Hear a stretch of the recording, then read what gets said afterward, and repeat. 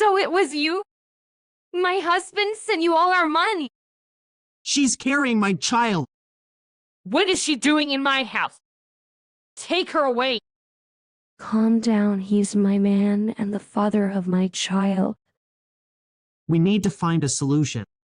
Essie is pregnant and I love her. You have to choose.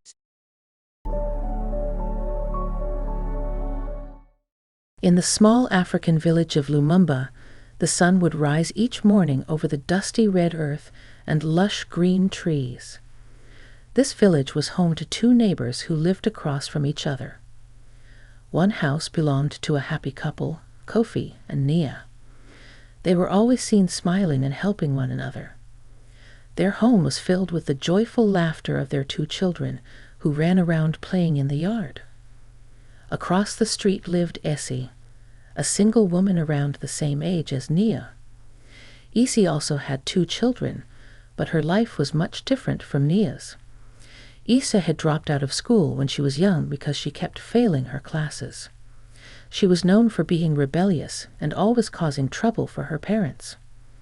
Her situation worsened when she became pregnant for the second time with her aunt's husband. Furious and ashamed, her father disowned her, and Esai ran away with her aunt's husband.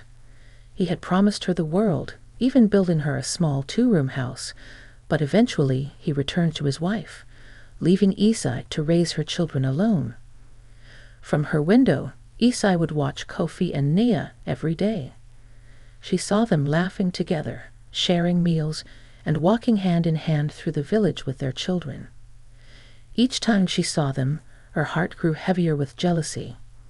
She couldn't understand why they were so happy while she was all alone. As she continued to watch them, Issa became obsessed with their lives. The more she watched, the more she wanted what Nia had: a loving husband, a happy home, and a man who would take care of his family. Kofi and Nia had only recently moved to Lumumba village, and they quickly became the talk of the town. Their lives seemed perfect. They had a beautiful house, a son, a daughter, and a car. They were one of the wealthier families in the village, and they seemed to lack nothing. In Lumumba, it was uncommon to see married women walking hand in hand with their husbands or chatting with them in public. Usually, women were busy with household chores, while the men worked. But Kofi and Nia were different. Every morning, the entire family would get into their car. Kofi would drop the children off at a private school before heading to work.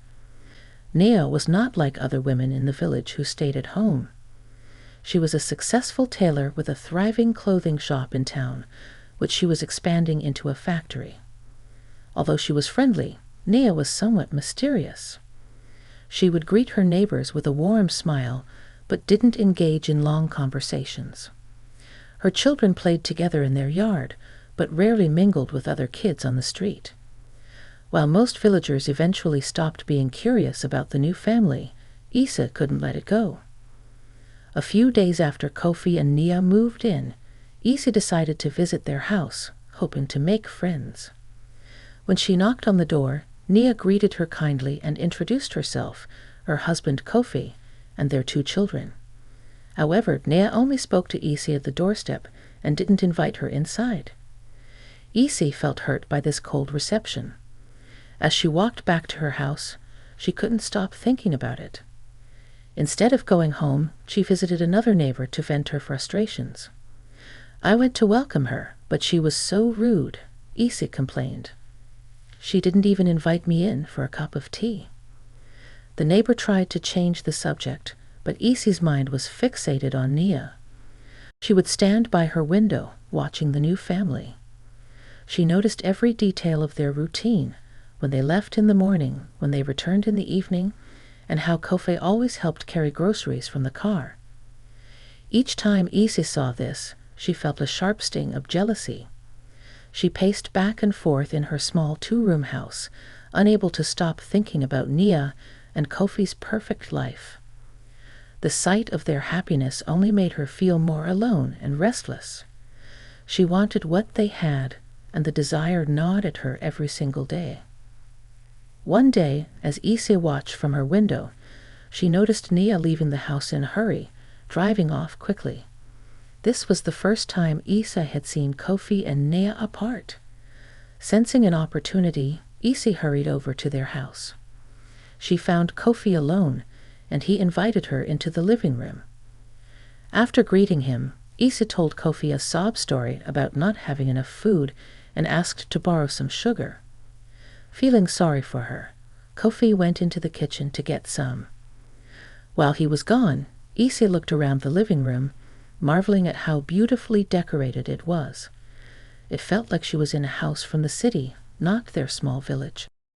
When Kofi returned with the sugar, Essie thanked him and asked, "Please thank your wife for me too. I don't see her around. Is she sleeping already?"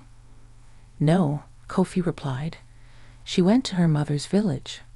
Her mother is sick."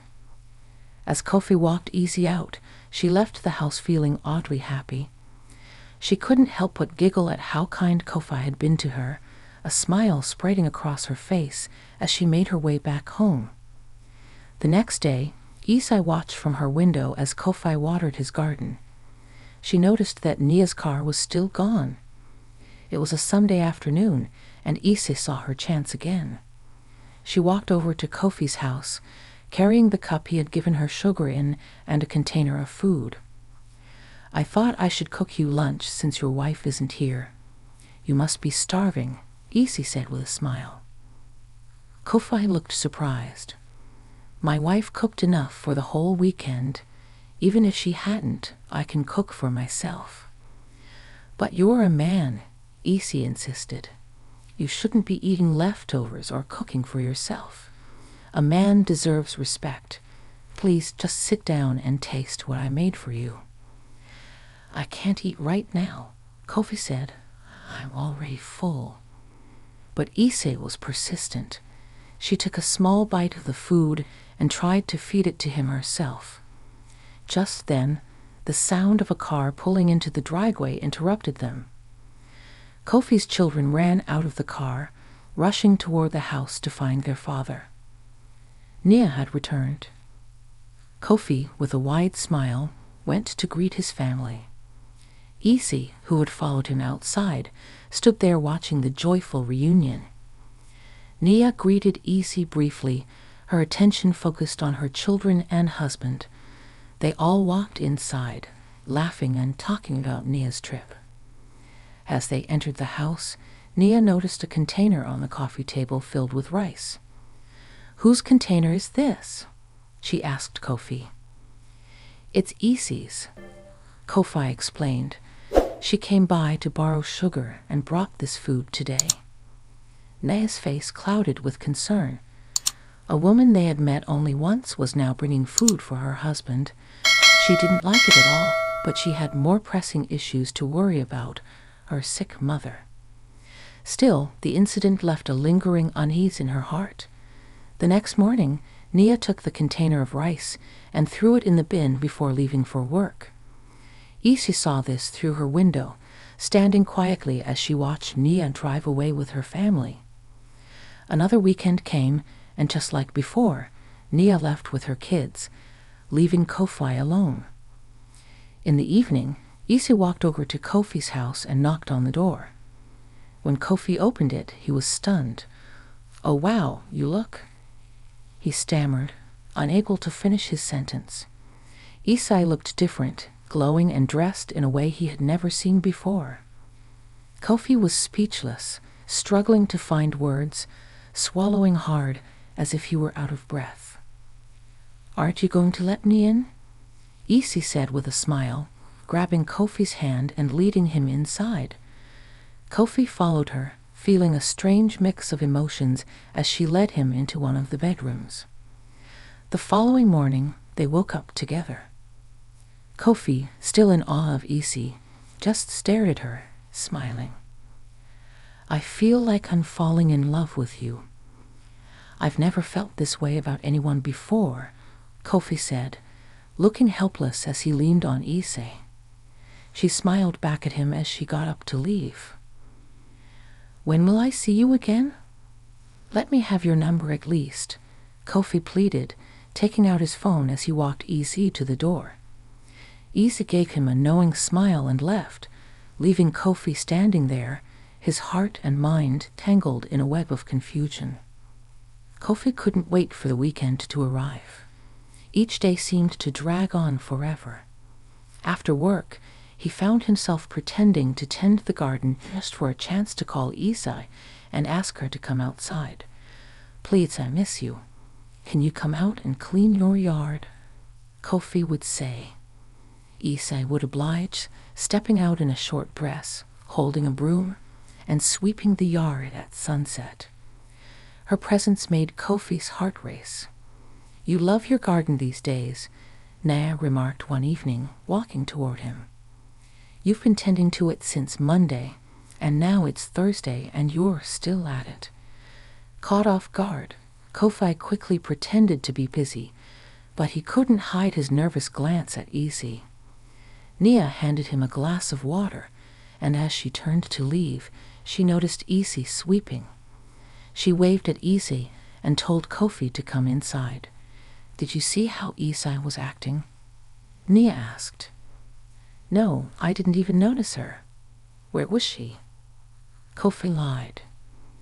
"If you didn't see anything, let's just forget about it." Nia sighed. Meanwhile, Essie went back to her yard, a smile playing on her lips. When Friday evening arrived, Essie found a message on her phone. "She's gone. Please come over." It read. Excited, Essie hurried home after work to prepare for her visit. When she arrived, Kofi was already at the door. "What took you so long?" "I couldn't wait to be with you. This week felt like a year," Kofi said eagerly. "Wait, what's the rush?" "I need to ask you something, my love," Essie replied. "Whatever you want, just say the word," Kofi said, his eyes filled with hopeless love. Essie explained that she needed money to buy school uniforms for her children and some clothes for herself. Kofi assured her it was no problem and promised to give her the money. "Essie, I love you so much. I wish I had met you before my wife." "Where have you been all my life?" Kofi said the next morning while they were still in bed. As noon approached, she got up to prepare breakfast. They spent the rest of the weekend together, enjoying each other's company. On Sunday afternoon, Kofi handed her some cash, and she left with a satisfied smile. When Essie arrived home, she found her children crying. "Mommy, where have you been?" "We're hungry," they complained. Feeling tired, Essie gave them money to buy more bread. "I'm tired. I need to sleep," she said, retreating to her room. Her mind was filled with thoughts of Kofi and the life she wished she had. That evening, Nia returned home as usual, but something was different. She began questioning Kofi, complaining about a strange smell in their bedroom and how things seemed out of place. Kofi quickly explained that he had cleaned the house and sprayed an air freshener, but Nia remained unconvinced. Suspicion gnawed at her, but she couldn't pinpoint what was wrong. And on Friday morning, as they prepared to leave for work, Nia frantically searched the bedroom, opening drawers and checking pockets. "I left money here for my mother's hospital bill. I need to pay today after work when I go to the village." "I can't find it, Kofi," she said, panic rising in her voice. "Oh, I'm sorry, Nia," Kofi replied, looking remorseful. "I forgot to tell you, my mother called and needed money for her blood pressure medication. I used it for that." "That was not my money, Kofi. My father gave it to me for my mother's hospital bills. You should have called me." "I'll take money from our family savings to repay my mom, but we'll be charged for early withdrawal," she said, frustration evident in her tone. They left for work as usual, and that evening, Essie showed up at Kofi's house with yet another financial problem. Kofi, unable to refuse her, transferred a significant sum of money to Essie from the family savings account. "My friend, I see you're glowing these days. What's your secret?" Essie's other neighbor asked, noticing her dressed up and radiant. "I found a rich man who gives me money every week. He's going to renovate my house to look like Nia's," Essie boasted, her voice filled with pride. Her neighbor, however, expressed concern. "But don't neglect your kids. They're always dirty and hungry, asking for food," the neighbor said. Essie brushed her off and left, heading to meet Kofi. "My love, I'm tired of always coming to your house. We need to find a place for us," Essie said, adding that she wanted a comfortable life like Nea's and didn't want to keep asking for money. Kofi, feeling guilty and infatuated, began setting aside an allowance for her. Meanwhile, Nia noticed that Kofi frequently claimed to be out of money and started falling short on his responsibilities at home. His excuses about his mother's worsening health only partially appeased her, so Nia began tracking their finances. On Friday, Kofi told Nia he was visiting his mother. Nia agreed, and Kofi also added that she should take the car since she was visiting her with the kids.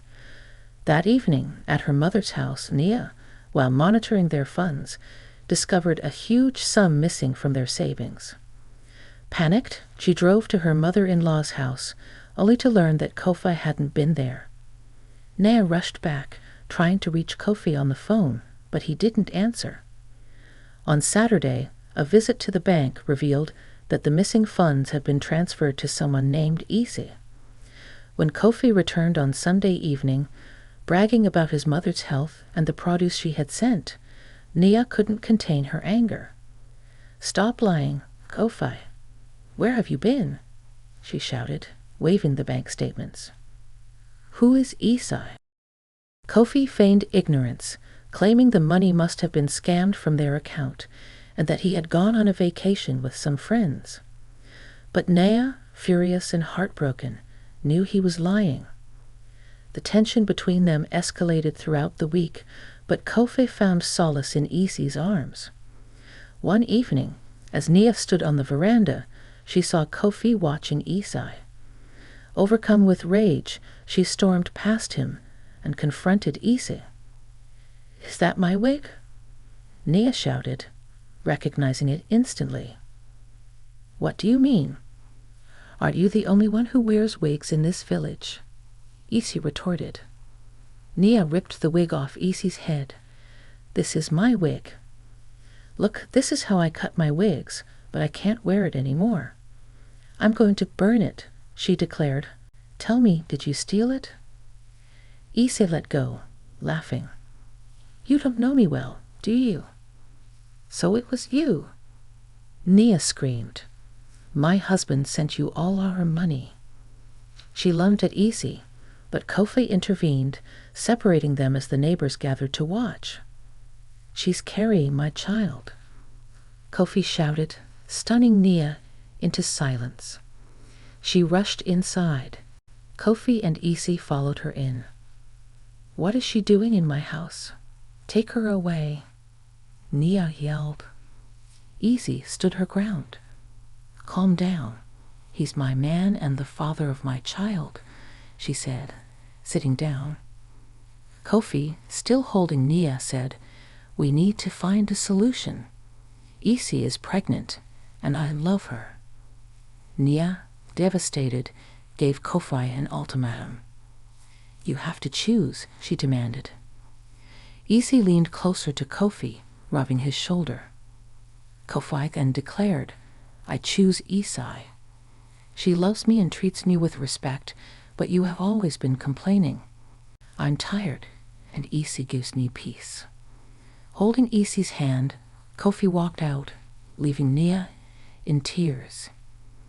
"Why are we leaving and not her?" Essie complained. "You can't let her enjoy your big house." "No, my love, I can't kick her out with the kids immediately. She needs time to find a place," Kofi explained as they walked to Essie's house. The weeks that followed were a blow to Nia. Every morning, she put on a brave face and drove her children to school, appearing happy and well off to the outside world. But inside she was dying. Essie, from her window, watched with a mix of envy and satisfaction. "Why do you always stand by the window, my love?" Kofi asked one evening, walking toward Essie. "You need to take that car and kick her out of the house. I can't believe you still let her enjoy my life." "My love, don't worry about her," Kofi replied soothingly. "I only love you and will do anything for you." "If you really love me as you say, you would marry me," Essie demanded. "I can't have a third child out of wedlock, all with different fathers. You have to marry me, Kofi." Kofi sighed, explaining that it was complicated because he was already married to Nia and would have to divorce her first. But Essie was relentless. She insisted he get a divorce that week. Nia was shocked to receive divorce papers, but she didn't sign them immediately, consulting her lawyers instead. One night, Essie and Kofi barged into the house, demanding that Nia sign. "I'm still talking to my lawyers, and I have conditions," Nia said firmly. Essie exploded in anger. "Oh, my sister, you want my man's money. You're so used to this big house and his cars that you don't want to leave," she taunted as Kofi tried to hush her. Nia laughed hysterically at Essie's outburst. "Please sign quickly, madame, so you can move out of the house," Essie sneered. "Next time we come back, this will be my house. Pack your things and leave before we return." "I wanted to take what was mine and let Kofi have what's his, but it seems your spokesperson can't wait for me to be gone," Nia said, pointing at the door for them to leave. Essie couldn't help but laugh, thinking about the luxurious life within her grasp as the future wife of the richest man in the village. She insisted that Kofi hand the divorce papers to his lawyer immediately. Weeks later, Kofi returned home early, looking tired and sad. He found Essie packing everyone's clothes. "Why are you packing?"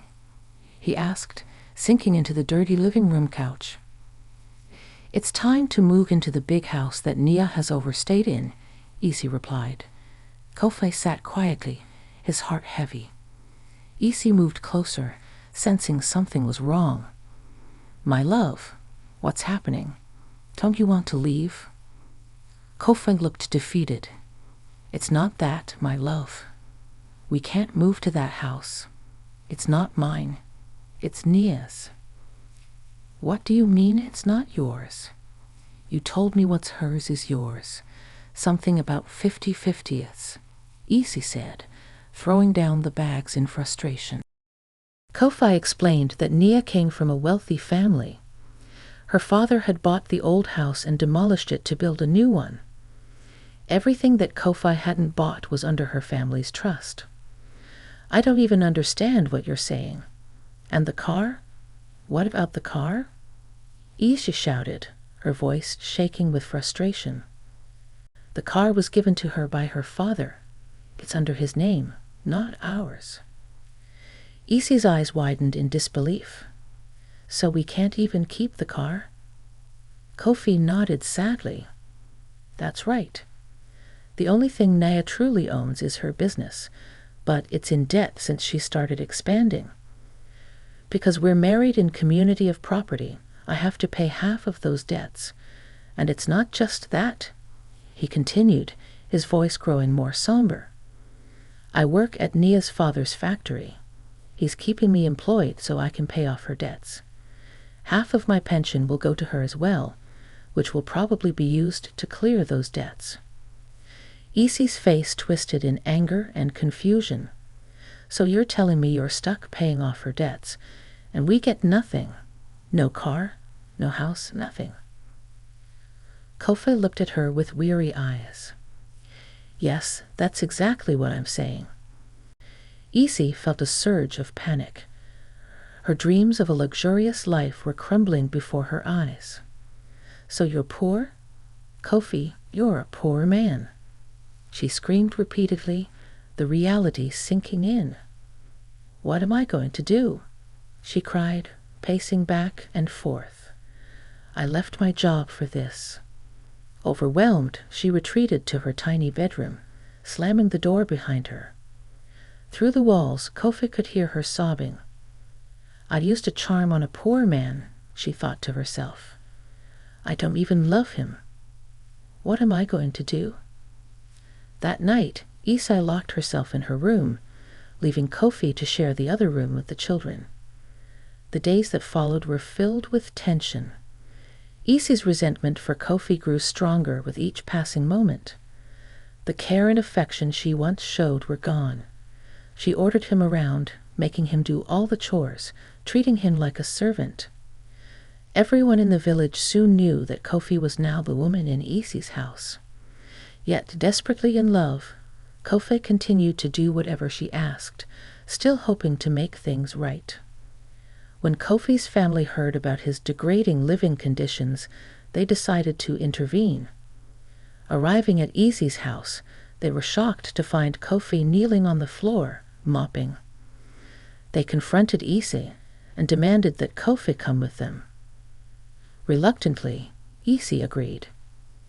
Back at his family home, they celebrated Kofi's return with drinks, but after his first sip, Kofi started vomiting. Slowly, the fog in his mind lifted, and he began to remember everything clearly. Realizing the extent of Essie's manipulation, he decided to retrieve his belongings from her house.